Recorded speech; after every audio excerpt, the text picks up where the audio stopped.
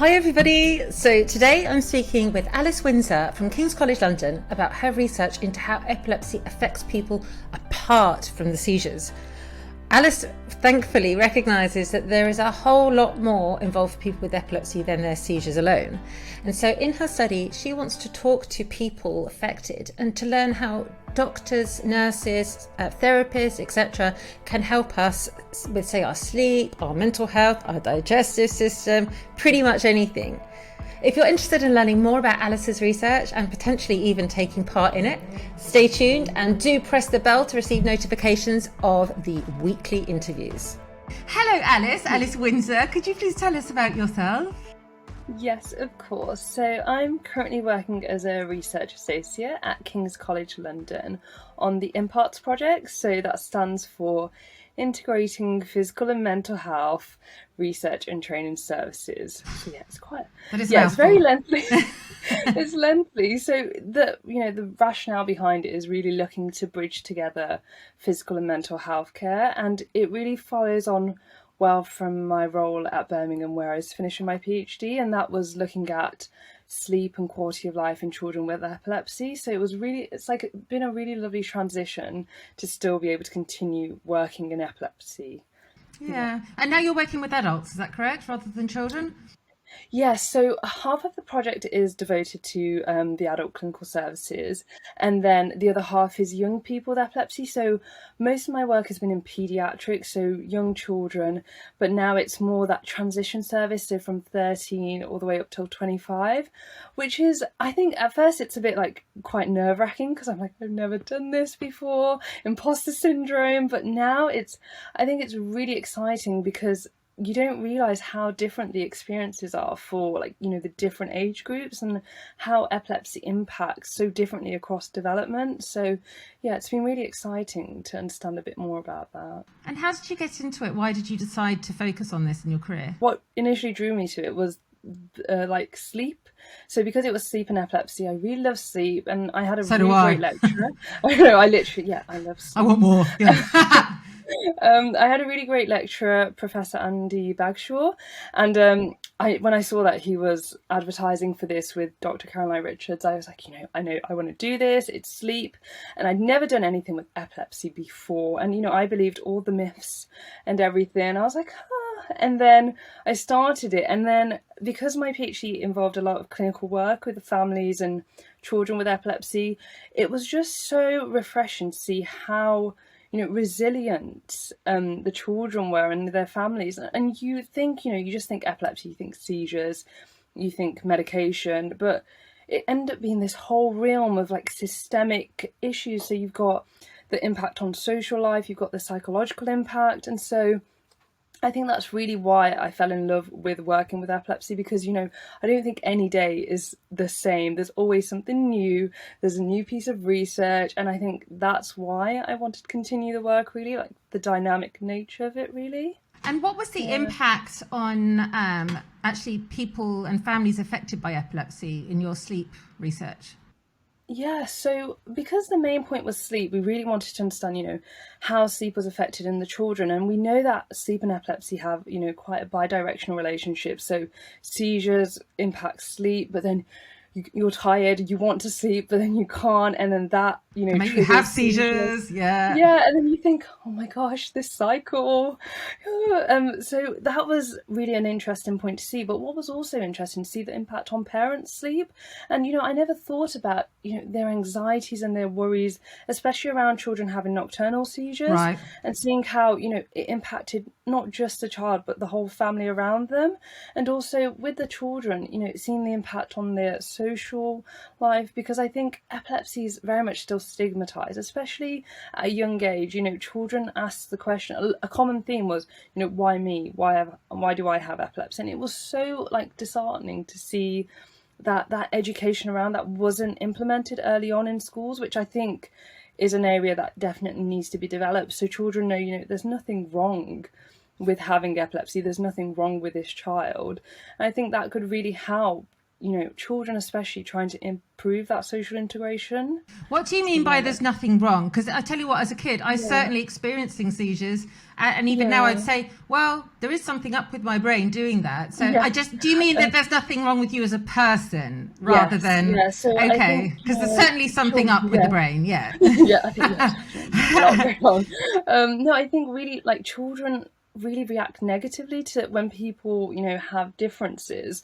And I think especially for young children, their experiences with epilepsy in school is so difficult because they end up having to take a lot of time out. They end up not being able to socialize because people are scared when they have a seizure. And I think, if we had that education in place, so children know, okay, this is what a seizure is. This is how you help. You call an adult. This is what they do. And I think it would really help children to know that, so that there isn't this fear around interacting with that person. So I think, that's definitely a theme that I saw a lot with the young children that we met. It is very strange with human beings so fearful. Oh, okay, it makes sense when you're fearful of things that you don't understand. But seriously, sometimes, even for children, do grow up hair, like... just simply socialize with them. Exactly. But the information gathered in your research, how was that used on, to benefit children and families? Yeah, so the experimental design of the study was really collecting questionnaires from parents about, various measures. So it was sleep, it was neurodevelopment, it was quality of life. So that, thanks to all the families for completing so many questionnaires. I'm really sorry.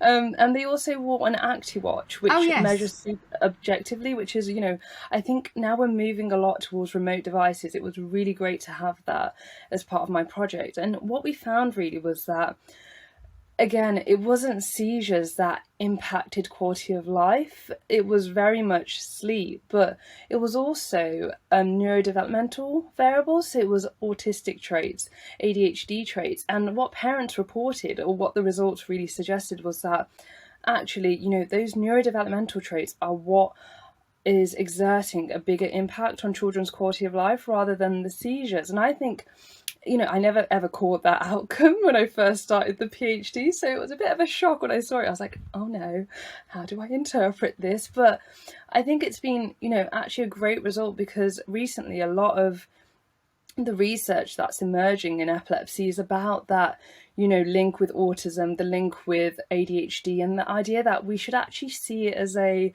spectrum. So we should see ADHD, autism, and epilepsy as part of neurodevelopmental conditions rather than epilepsy separate to it. Correct. Because I think what happens is that, when epilepsy is the focus and when we think about the seizures, we actually forget to look at all the other bits and look at the person holistically. So, a child might present with autistic traits, but then we're so focused on the epilepsy that it's all overshadowed. And actually that can have a bigger impact because it's not being treated, it's not being intervened. And so the results were really helpful in that sense. And with your question as, how we helped families with this.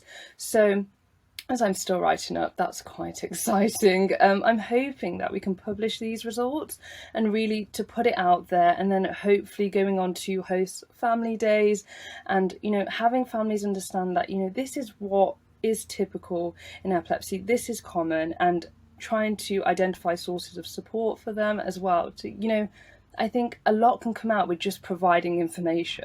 Totally agree, yeah. Will your papers include information about the impacts of the epilepsies on cognitive function and mental health as well, or is that not touched?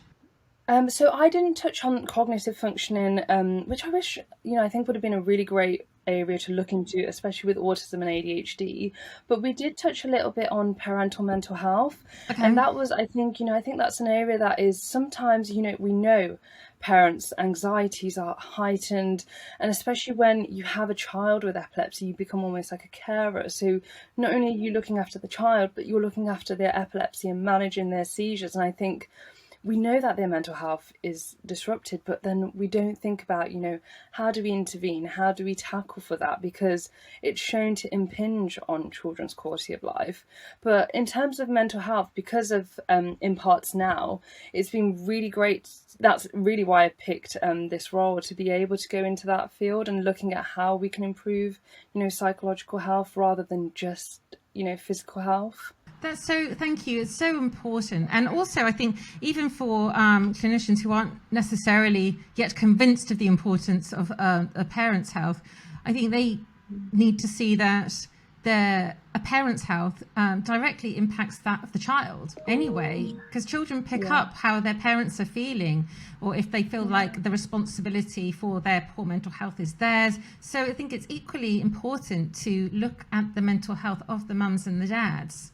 Yeah, I agree completely. I think, there's a lot of research that says to children, when one area that they really struggle with is like parental worries. And I think, as a child, when you see your parent worrying about you, you almost take on this role that you're burdening them. Yeah, totally. And in some of exactly. So in some of the work I did as an assistant psychologist, I worked in a epilepsy service, which was so interesting to be able to see how, I apply my research principles, but in a clinical setting. And a lot of the time, children would come in and, when their parents weren't there and you'd just be talking to the child, a lot of the times they would say, I don't feel like I can tell my parents these things because I don't want to burden them. Yeah. And I think a lot of the time the parents don't realise how the kids can just see blatantly how they feel, or even if they don't understand it completely, they can understand that the person, that their mum or their dad feels a negative feeling because of them, or that's what it feels like. It feels like it's because of them. It's not because of them, but it's because of what the child is going through. But the child feels responsible for it and guilty for it. Yeah, there is a lot of, complex emotions, I think, that come with epilepsy and family. And I think that's why I think it's so important, with interventions, that we don't just look at the child, but actually look at the family, and how, just improving parental mental health or improving parental sleep especially can have such a huge impact. Totally. And so how does this relate to, because we've kind of gone back to your study from before, how does that relate to what you're doing now? And remind us again what it's called, because I've gone and forgotten. It's such a mouthful. So it's integrating physical and mental health care research and training services. So the IMPARTS project is, it's an initiative that's aiming to bridge together physical and mental health care. And it's currently run by King Health Partners. So it's in various hospitals. I think it's in over 70 clinics now in other physical health conditions. So liver, psoriasis. And so this is the first time it's been implemented in epilepsy. And also the first time it's actually been implemented in young people. So it's all very new. But the most exciting thing about it is, so it falls into like 5 arms. So the first arm is collecting of routine outcome measures. So that's really the main body where patients either coming into the clinics, where a lot of it now is remotely. So what they'll receive is a text beforehand to ask them to complete the IMPARTS survey. And the survey consists of, core questionnaires assessing anxiety, depression, quality of life, smoking and alcohol use, so those health behaviours, but also questionnaires specific to the disease. So with epilepsy, for example, we may ask questions on seizures or on sleep, because these are things we know are greatly affected in people with epilepsy. And so when the patient completes the questionnaire, it automatically populates onto the patient record, and the clinician can then open that up in the consultation and actually have an open discussion with the patient in the clinic about, you answered this on this questionnaire, how do you feel? And I think it really allows us not to just focus on the disease, like said before, but really to ask holistically what is happening.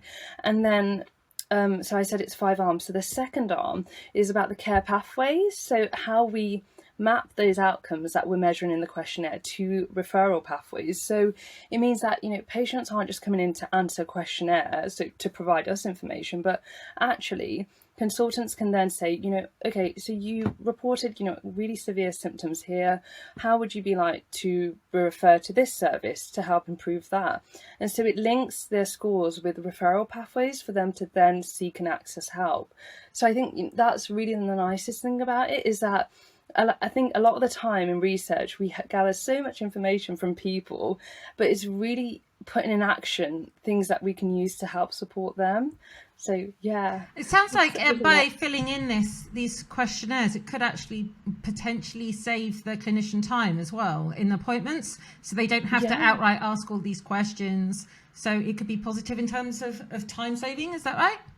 Yeah, so I agree. So we know that in the long run, it will not only, reduce, because we know that when an individual has a physical health condition, by tackling, everything else, it helps reduce any impact that could occur later on. So Yeah. even though it might be lengthy in the appointment at the time, but in the long run, it means that they don't come back with that issue later on because actually we intervened with it as early as possible and then we got the support needed. So I agree with you that in the end it would actually help save time. So what do we need to do in order to encourage clinicians to use this and put aside extra time in the beginning of the relationship with the patient? Yeah, so what's been really helpful with clinicians is actually a lot of them have been very on board with helping us determine the referral pathways right Cool. now. And so I was like, oh, this is really Yeah. positive. I think as, service users and patients, it's really important to, actually complete the survey. I think a lot of the time we sometimes look at questionnaires and we think, oh, this is so lengthy. But it's actually to say, this is going to be used in your healthcare. This is going to be not only used to provide support for you, but to personalize your healthcare and actually be heard as to what's going on with you and what areas are you struggling with. And I think a lot of this project is going to involve co-producing with young people, with patients, with carers. And so a lot of the time would be advertising, PPI groups and focus groups. And it would be really helpful if, people with epilepsy, carers would come forward and, take part and just literally 5 minutes or more just to talk about, what areas that they want to be measured in a clinic and what areas do they think need improving in the health services. So is it an opportunity for families to bring up things like, digestive system issues, which are very common in people affected by epilepsy, or, personal relationships, shall we say, which are often very impacted by the epilepsies? Could they Yeah, bring up things so like that? Yeah, so because the survey is produced with young people and with carers, it means that whatever questionnaires we include, they are literally everything that people have said. So if people have said, I want to see sleep, I want to see, gastrointestinal issues, I want to see these things measured, I want to be asked about them, then we try our best to cater the survey so that it best closely represents the views and the needs of people with epilepsy. So I think that's the best thing about co-producing, because as researchers we might know from what research says what are the most important areas, but we will never know as much as someone who actually experiences epilepsy. We're not, they're the expert and we're just there to, support their views. I think sometimes it can be challenging for people with an epilepsy or affected, like families affected, to know how to effectively communicate what they're experiencing, because it can be almost like a bit of a different language used by the clinician or the researcher to that of the family. How do you overcome that? So a really good thing about IMPARTS is that we have, so the bit about training and services of this long name. So what's offered as part of IMPARTS before we roll it out in clinics, staff who will be trialing and implementing implants in the clinic actually have to undergo a training course Oh, so that I think it's a really great initiative, and it actually is not only about how we address mental health, because I think it's such a topic that people are scared to approach and to talk about, and sometimes you don't know whether you're going to say the wrong thing. And so the course is really helpful to not only develop your confidence in how you ask the questions, how you go about implementing the support, but also to use the right language and to ensure that you're not offending anyone and you're trying your best to make them feel comfortable. So that's the really good thing about IMPARTS, is the training it offers and the development as they go along the life cycle of the project. that's really, really good. I'm thinking about just how different people from different cultural backgrounds as well can interpret questions in different ways. Are those people thought of as well when it comes to this training? Yeah, so a part of that is always about the cultural awareness, and that we know that mental health is, perceived differently in different cultures, and it's really important to acknowledge that. So in our setup of the survey, we really thought about, accessibility, because we don't want to just reach a small group of people, because we know that epilepsy itself is heterogeneous as a disease, and all these different people experience it, so there's just so much to think about, and so we really want to be able to capture as much people. So a lot of the times we have meetings with other clinicians and other professionals to see how we can reach that group of people and also be as acceptable and feasible in the clinic. So there's a lot to to think about when trying to implement it, but yeah, that's why I think it takes quite a while to make sure before we roll it out that everything is right, because you just don't want to, well, you are going to make mistakes, but you just don't want it to not pick up people. Of course. Yeah. And so what are the other arms of this research that you're doing? Just quickly, because I think we've got 3 left, have we? Oh yeah. Oh, so we've got 2 left now. Oh, 2 left. Okay. See, I'm already confused. Yeah, go on. Yeah, no, so am I, honestly. So the 4th one is self-help material. So as part of IMPARTS, we develop materials. So, for example, leaflets, or along with a referral pathway, that are personalised to the disease. So, like I said before, a lot of the things I've heard from a lot of families and parents of children is that they just didn't know a lot of things, and if they knew that information beforehand, actually the journey would have been a little bit smoother for them. Or a lot, yeah. Literally, a lot of the time. So with the self-help material, it's really great to have that on hand to answer any questions about the disease, or just, things that people might not have been aware of. So for example, with sleep problems, right. Someone might have thought, this is just me having a bad sleep, but actually knowing that it's linked with their epilepsy, it might be a bit more comforting for them. Totally. Yeah. I'm thinking back to when I was a child and a supposed adult, even. Like, it's the fact that it is being challenged by you is brilliant. But so I think this should, honestly, what you're doing should be of real interest to people who are a bit older, because this is really inspiring. And we know that through work like the work that you are doing and people like yourself, there are going to be fewer kids and families that have to go through the challenging times in such a significant way, shall we say. Yeah, I agree. I think, having research is so integral to just, not only for researchers to develop professionally, but I think for families to know that there are things out there, that things being done to help their child, and we're trying to always find new information and new ways. And I think, the best thing about IMPARTS is the fact we have so much, research in all these different clinics, is that we've seen a template of how to set it up. And so we know that we can implement something like this, but also later down the line, trying to develop interventions. So you have all this information, but then it's a question, how do you then use it, not only for referral pathways, but how do you develop interventions based on what you found? So I think that's, a really exciting area as a researcher to see, what is next. Yeah. Rather than the material, the data you've collected, just like, getting dusty on a bookshelf, or in a hard drive. Yes, like, but rather it actually is used in, the human population. So, and what's your next arm, or the last arm? Oh yeah, so the last arm is very much about research and clinical work. So a lot of clinical services who want to use the data can actually request to use the data through the IMPARTS website if they want to use it for audit purposes, or if they want to use it for research purposes. So I'm very lucky to be a researcher on this project, but a lot of the times it's very clinical.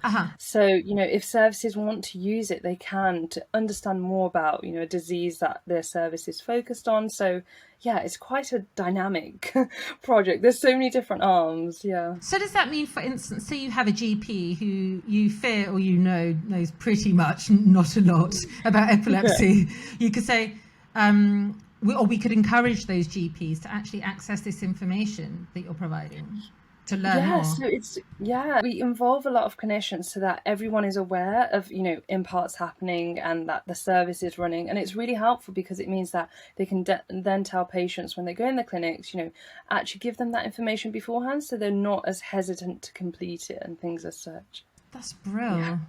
And do you have forms of the research that might be, considering the high rate of intellectual disability amongst people affected by epilepsy, there might still be individuals in that sort of bracket who want to complete the or take part directly in the research? Is there a way that they can do that? Like, I don't know if it's a bit simpler for them to do so. Yeah, so we've been really trying to find ways to modify the survey because there's a lot of constraints with, surveys being standardized across the clinics. But we've really tried to look at ways to adapt it to be easy to read, for example, or maybe having someone there. So a lot of clinics have, accessibility options. So it's really helpful that if their carer is there or having someone, there's sometimes a volunteer in the clinic who can be there to help them complete it so that we're not excluding people based on, for example, like intellectual disability, because a lot of the times their experiences can be very different to other people. So it's really interesting to understand that. Yeah, it's interesting. You say they can be very different, but I don't know, whenever I speak to people with intellectual disability or autism, assuming they're verbal, we find so many things in common. So many things. So I think when people who don't necessarily have intellectual disability, autism, etc., are doing this or taking part in this research, it's really important for us to know that we're also helping other people who might not have the opportunity to take part.